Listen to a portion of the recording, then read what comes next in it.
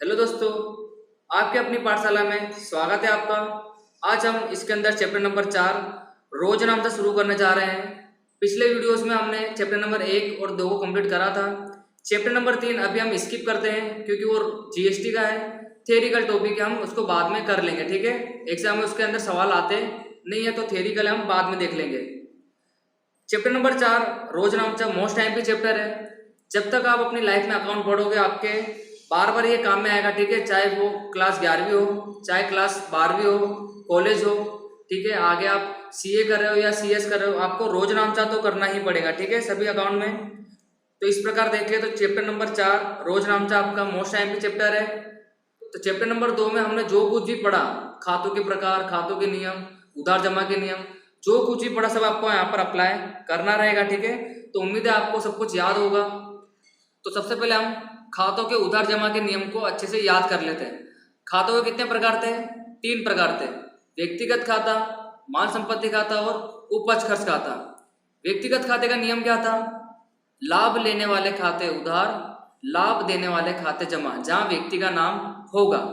ठीक है, व्यक्तिगत खाते का नियम क्या था? लाभ लेने वाले खाते उधार, लाभ देने वाले खाते जमा। दूसरा, माल संपत्ति खाते का नियम क्या था? माल संपत्ति आए तो उधार, माल संपत्ति जाए तो जमा। यह हुआ हमारा माल संपत्ति खाते का नियम। अगर माल संपत्ति आती है धंधे में तो उधार करेंगे, अगर धंधे में से माल संपत्ति जाती है तो जमा करेंगे। तीसरा क्या था? उपज खर्च खाते का नियम। ये आप भूल गए होंगे। क्या था इसके अंदर? खर्च और नुकसान को हम उधार करेंगे, उपज और लाभ को हम जमा करेंगे। ठीक है, अगर धंधे का जो भी खर्च या नुकसान होगा आप उसको देखकर पहचान लेना, उसको क्या करेंगे? आप उधार करोगे, और जो भी लाभ यानी उपज होगी आप उसको क्या करोगे? जमा करोगे। ये सब हमने चैप्टर नंबर 2 में अच्छे से सीख लिया था। अभी तक अगर आपने वो सब वीडियो नहीं देखे तो पहले आप वो वीडियो देख लीजिए, तभी आपको रोज नाम का ज्यादा समझ में आएगा। ठीक है, तो चलिए हम चैप्टर के अंदर क्वेश्चन नंबर 5 शुरू करते हैं। क्वेश्चन नंबर 5 के पहले जो क्वेश्चन है वो सब थियरिकल है, इसलिए हम क्वेश्चन नंबर 5 से सवाल शुरू कर रहे हैं। यहाँ लिखा हुआ है, निम्नलिखित व्यवहारों पर से प्रांजल की बही में रोजनामचा लिखिए। तो हमें क्या लिखना है? रोजनामचा लिखना है। सबसे पहले तो मैं आपको बता दूं कि रोजनामचा का फॉर्मेट किस प्रकार से होता है। तो आपको सामने दिख रहा होगा, ये ही रोजनामचा का फॉर्मेट। सबसे पहले हम बनाएंगे तारीख का फॉर्मेट, उसके बाद विवरण, जो भी हमको सवाल में व्यवहार दिए गए होंगे उसको हम विवरण में लिखेंगे। ठीक है, और ये रहा खाता बही पृष्ठ नंबर। अब यहाँ पर खाता बही पृष्ठ नंबर में कुछ लिखा नहीं जाता है, केवल हम उसका कॉलम बनाते हैं फॉर्मेट में, तो आपको भी यहाँ पर बना लेना है। ठीक है, यहाँ पर हमें कुछ एंट्री करनी नहीं है, केवल आपको कॉलम बनाना है, खाता बही पृष्ठ नंबर। दूसरा क्या है? उधार रकम और जमा रकम। तो इस प्रकार रोजनामचा का फॉर्मेट तैयार हुआ, तारीख, विवरण, खाता बही पृष्ठ नंबर, उधार रकम और जमा रकम। अगर तारीख दिए तो तारीख लिखोगे आप यहाँ पर, अगर क्रम दिए तो क्रम लिखोगे। ठीक है, तो ये रहा हमारा रोजनामचा का फॉर्मेट। समझ में आ गया होगा आपको। इसी प्रकार से आपको अपने चौपड़े में बना लेना है। तो क्वेश्चन नंबर 5 में लिखा हुआ है, प्रांजल की बही में रोजनामचा लिखना है हमको। तो फॉर्मेट के ऊपर आपको कंपलसरी हेडिंग लिखने पड़ेगी। यहाँ लिखेंगे प्रांजल की बही में रोजनामचा। इस प्रकार से आपको हेडिंग लिखने पड़ेगी हर सवाल के ऊपर। पहला यहाँ पर लिखा हुआ है, रुपए 10,000 रोकड़ लाकर धंधा शुरू करा।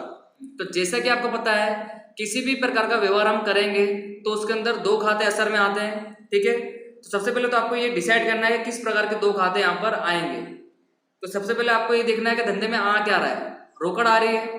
ठीक है, तो पहला खाता कौन सा असर होगा? रोकड़ खाता असर होगा। ठीक है, तो प्रांजल यानी धंधे का मालिक धंधे में कुछ भी देता तो क्या बनती है? वो पूंजी बनती है। ठीक है, धंधे का मालिक यहाँ पे देने वाला व्यक्ति बनता है, और धंधे में कुछ भी आता है तो वो क्या बनती है? पूंजी बनती है। ठीक है, तो व्यवहार करते हैं पहले नंबर का, ध्यान दीजिएगा। मैं एक नंबर डाल रहा हूं यहाँ पर। सबसे पहले धंधे में क्या आई? रोकड़ आई, तो मैं यहाँ लिखूंगा रोकड़ खाते उधार। तो आपको ये ध्यान देना है कि रोजनामचा लिखने का कुछ तरीका होता है। अगर आप उधार की एंट्री कर रहे हो तो आपको लाइन के साथ रोकड़ खाते उधार जैसे मैंने लिखा है वैसे लिखना है, और जो उधार का ऊ है उसको इस लाइन के साथ जोड़ के लिखना है। ठीक है, तो इस प्रकार रोकड़ खाते उधार, ये पहली असर हुई 10,000। ठीक है, इस प्रकार से अब धंधे में अगर रोकड़ आएगी तो धंधे के लिए वो क्या बनेगी? पूंजी बनेगी। ठीक है, तो यहां पर लिखेंगे पूंजी खाते से। अगर जमा व्यवहार की एंट्री कर रहे हो तो आपको इस लाइन से थोड़ा दूर होकर लिखना है, ठीक है। जैसे मैंने लिखा है पूंजी खाते से, ठीक है, लाइन को थोड़ा दूर होकर लिखना है। और रकम किस में लिखोगे आप? जमा बॉक्स में 10,000। इस हिसाब से तो एंट्री क्या बनी? रोकड़ खाते उधार 10,000, पूंजी खाते से 10,000। तो रोकड़ खाता किस प्रकार का खाता है? माल संपत्ति खाता है। माल संपत्ति आया तो हम उधार करते हैं। देने वाला व्यक्ति मालिक है, पूंजी खाते जमा। अब यहाँ पर एक और चीज एंट्री में पूछी जाती है जो होता है विवरण। विवरण का मतलब होता है यहाँ पर हमको बताना है किस प्रकार की एंट्री आपने करी है, ठीक है। विवरण का मतलब होता है जो आपका व्यवहार दिया गया है उसी को यहाँ पर लिख दीजिए। किस प्रकार की एंट्री करी हमने? रोकड़ लाकर धंधा शुरू करा है, तो बस वही हमको विवरण में लिखना रहता है कि रोकड़ लाकर धंधा शुरू किया। रोकड़ लाकर धंधा शुरू किया, ठीक है। ये हो गया हमारा विवरण। यहाँ पर जो विवरण हमने लिखा है मोस्ट ऑफली एग्जाम में पूछा नहीं जाता है, ठीक है। तो केवल हमको एंट्री पे फोकस करना है। विवरण केवल इतना सा होता है कि रकम को अगर आप हटा दोगे तो जो व्यवहार में लिखा है उसी को आप यहाँ पे विवरण में लिख दोगे तो वो बन गया हमारा विवरण, ठीक है। तो इस प्रकार से हमारा पहला व्यवहार कंप्लीट हुआ। दूसरा देखते हैं। दूसरे के लिए थोड़ी सी एक लाइन छोड़ दीजिएगा और दूसरा नंबर डालिएगा। यहाँ पर लिखा हुआ है रुपए 5,000 का माल नकद खरीदा। नकद का मतलब होता है रोकड़। अगर रोकड़ से आप माल खरीदोगे तो आपके पास क्या आएगा? माल आएगा। अगर माल की खरीदी हम करते हैं तो पहला व्यवहार किस प्रकार का असर होगा? खरीद खाता, ठीक है। जैसे कि मैंने आपको चैप्टर नंबर 2 में बताया था, जब भी आप माल की खरीदी करते हो तो हम क्या लिखते हैं? खरीद खाता। तो पहला खाता असर हुआ खरीद खाता। दूसरा रोकड़ से खरीदा है, इसका मतलब आपके पास से रोकड़ जाएगी, तो दूसरा खाता कौन सा असर हुआ? रोकड़ खाता। तो खाते कौन से असर हो गए? हमको मिल गए। अब कौन सा खाता उधार करना है और कौन सा खाता जमा करना है ये भी आपको पता होना चाहिए। अगर आप माल खरीदोगे तो धंधे में माल आता है, आए तो हम उधार करते हैं, तो क्या करेंगे? खरीद खाते उधार। खरीद खाते ऊ को लिखोगे आप लाइन से चौड़ा के, ठीक है। अब जमा की एंट्री करनी है। आपने नकद से खरीदा, इसका मतलब आपके पास से रोकड़ जाएगी, तो लाइन छोड़कर रोकड़ खाते से, इस प्रकार से, ठीक है। कितने का माल खरीदा? 5,000 का, तो 5,000 और 5,000। अभी मैं विवरण आपको नहीं लिखा रहा हूं, ठीक है। विवरण में क्या लिखना है मैंने आपको बता दिया। केवल आप व्यवहार में से रकम हटा दीजिए और जो लिखा है उसको आप इधर लिख दोगे तो वो बन जाएगा आपका विवरण। उम्मीद है आपको समझ में आ गया दूसरा नंबर का व्यवहार भी। तीसरा देखते हैं। रुपए 8,000 का माल राजन के पास से साख पर खरीदा। साख का मतलब मैंने आपको बताया उधार होता है, और उधार व्यवहार में हमेशा एक खाता व्यक्ति का तो होता ही है, ठीक है।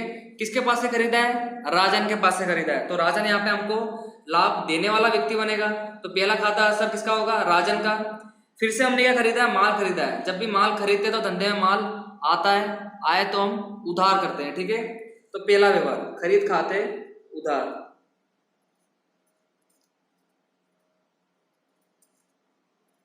अब यहाँ पर हम उधार माल खरीद रहे हैं और उधार माल में हमेशा व्यक्ति का नाम आता है। देने वाला व्यक्ति यहाँ पर कौन है? राजन। तो राजन के खाते हम जमा करेंगे राजन खाते से, ठीक है। जमा पक्ष में 8,000 और 8,000। तो आपको ये समझ में आ रहा होगा। आपको एकदम आराम से करना है, ठीक है। इसको ज्यादा लोड नहीं लेना है। आगे बढ़ते हैं। यहाँ पे लिखा हुआ है रुपए 2,000 का माल धर्मादा में दिया। हमने यहाँ पर माल दिया। धर्मादा हमारा खर्च होता धंधे का।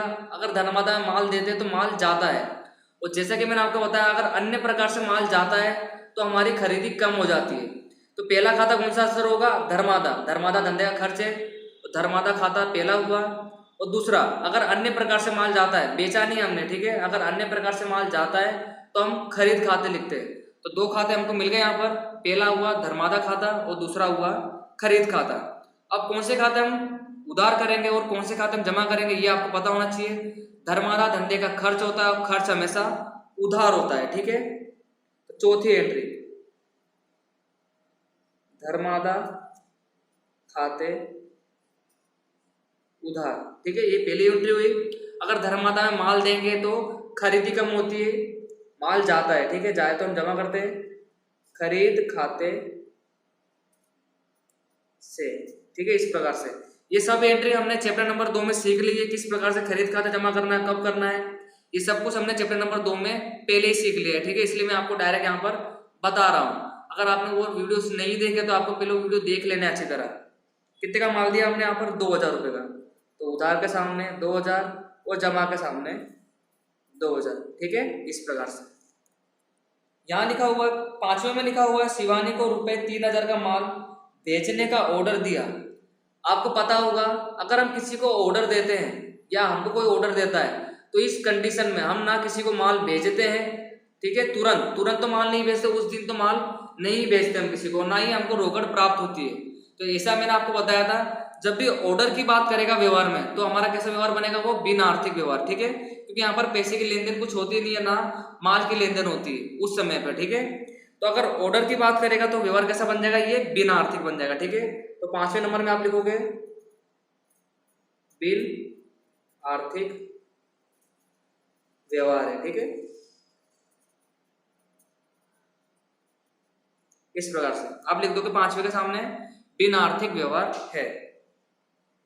नेक्स्ट, शिवानी ने ऑर्डर के अनुसार माल भेज दिया।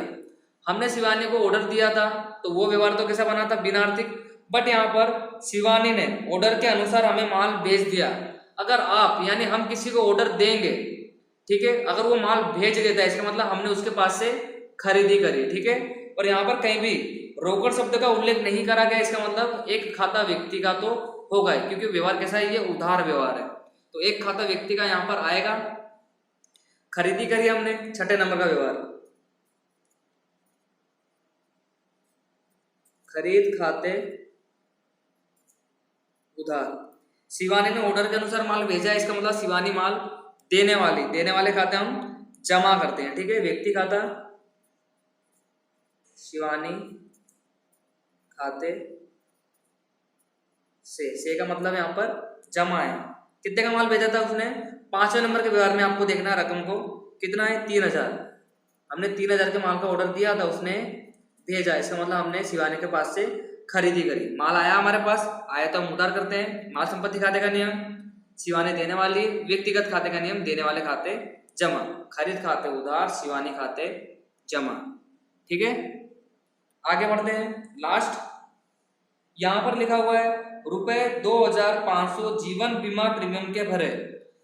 अब यहाँ पर आप ध्यान दीजिएगा, जो जीवन बीमा प्रीमियम होता है वो धंधे का नहीं होता है, ठीक है। आपको पता होगा जीवन बीमा प्रीमियम इंसान का होता है, यानी मालिक का होता है, यानी मालिक का निजी खर्च होता है। अगर मालिक का निजी खर्च मालिक धंधे में से चुकाता है, इसका मतलब धंधे में से निजी खर्च कर रहा है, और निजी खर्च को हमेशा हम क्या लिखते हैं? आहरण लिखते हैं, ठीक है।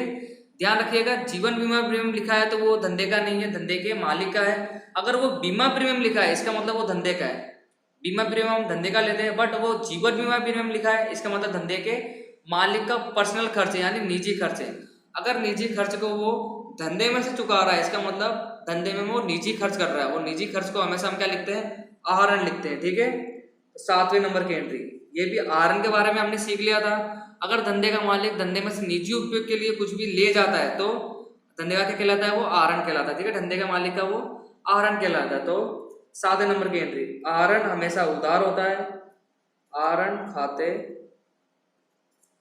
उधार। आपको ऐसे याद रखना, आहरण हमेशा उधार ही होता है। लेने वाला व्यक्ति कौन होता है? मालिक ही होता है, इसलिए लेने वाले खाते में उधार लिखते हैं, आहरण खाते उधार।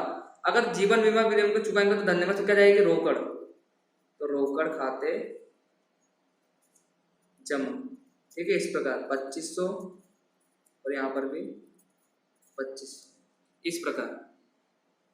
तो इस प्रकार हमने ये क्वेश्चन नंबर 5 करा। उम्मीद है आपको समझ में आया होगा। और यहाँ पर रही बात विवरण की, तो विवरण कोई कंपलसरी नहीं होता है, एग्जाम में नहीं पूछते ज्यादातर। अगर पूछ भी लेता है तो जैसे कि मैंने आपको बताया, व्यवहार में से रकम आप जब हटा दोगे तो जो भी लिखा हुआ है वही हमारा क्या बन जाता है? विवरण बन जाता है, ठीक है। रुपए 10,000 रोकड़ लाकर धंधा शुरू किया, तो ये बन गया हमारा विवरण, ठीक है। और मोस्ट ऑफली विवरण नहीं पूछते एग्जाम में, तो आपको टेंशन नहीं लेना है, तो केवल आपको रोजनामचा के ऊपर फोकस करना है, ठीक है। तो ये हुआ हमारा रोजनामचा क्वेश्चन नंबर 5। पहला वीडियो था चैप्टर का, तो आपको थोड़ा कम समझ में आएगा, तो कोई बात नहीं, आप 1-2 बार वीडियो को और देख लीजिए, आपको समझ में आ जाएगा। और जैसे कि मैंने आपको कहा, सबसे पहले आपको रोजनामचा करने से पहले आपको चैप्टर नंबर 2 को अच्छी तरह देखना है, तभी आपको सब कुछ समझ में आएगा। तो आज के वीडियो में आपको ये क्वेश्चन समझ में आया होगा। नेक्स्ट वीडियो में हम इसके आगे क्वेश्चन करेंगे, तब आपको धीमे धीमे सब कुछ समझ में आता जाएगा। ठीक है, तो आज के लिए बस इतना ही। मिलेंगे आपसे फिर से नेक्स्ट वीडियो में। Thank you.